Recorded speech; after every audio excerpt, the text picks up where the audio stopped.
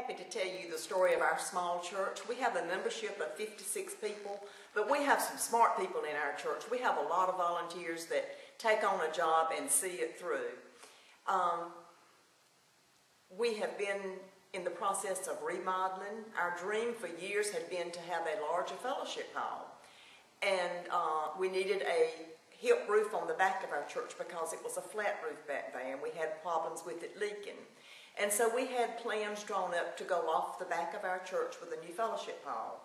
When we found out how much it was going to cost, we stopped and we refigured and decided that we could reuse the space that we already had in our church. So I'll let John.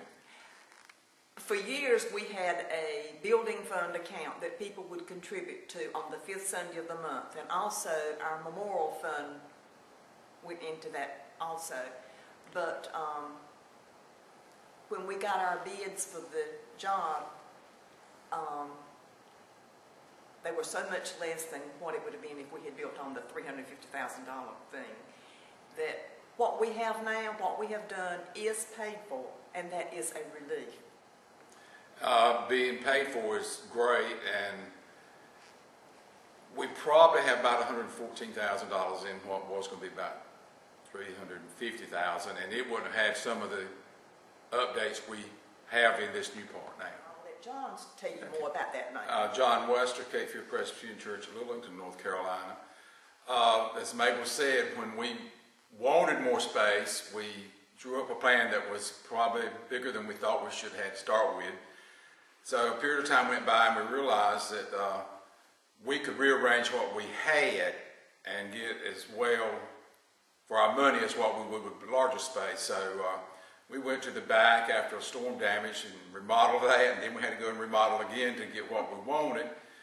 And it simply was no footage was put onto the church, nothing but the hip roof, changed out looks of the church from the outside. But we simply took out rooms and reconfigured the whole educational part of our church. And we had big closets, we had big classrooms, we had a big hall. All that was simplified into one big old room. And we now have a very usable room for 75 to 80 people. We've updated our kitchen to a more modern kitchen.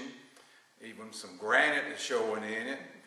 And we have a space that we never had for storage before because of the new configuration of the closets. They're usable closets. And it's just worked out well for us. We have gone further and put in walkways, new walkways, taken the brick up, and putting a new handicap rail from the outside coming into the education portion of the church at the back. And it's all been done with space that we had. Good.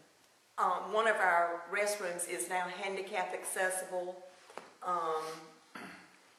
Our kitchen is more open. We have an extra door in it.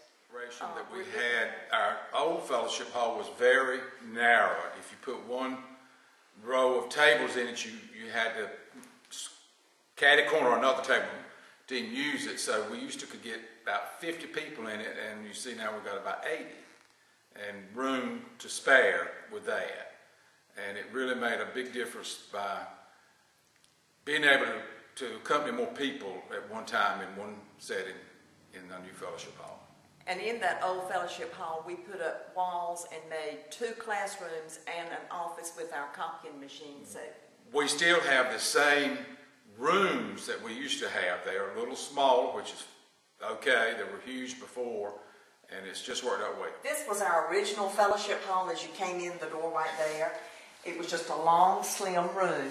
And we came in and put partitions, and now we have made 3 rooms out of the original fellowship hall. This is the children's room, and then the next room is the office and the copying machine. It looks terrible. That's okay.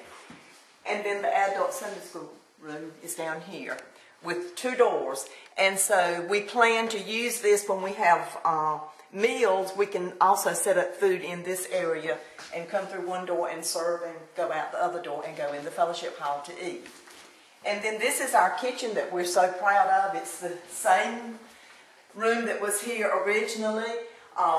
We took out the old cabinets and put in new cabinets. We cut a door into the new fellowship area.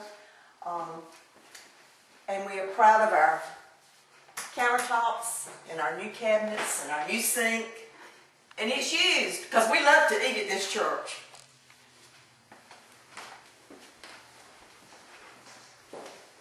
And then this is our new fellowship hall, which was originally 2 large Sunday school rooms and a walkway, a hallway. So we removed the wall from the hall plus the partition between the 2 Sunday school rooms. And now we have this larger fellowship hall that will accommodate about 80 people.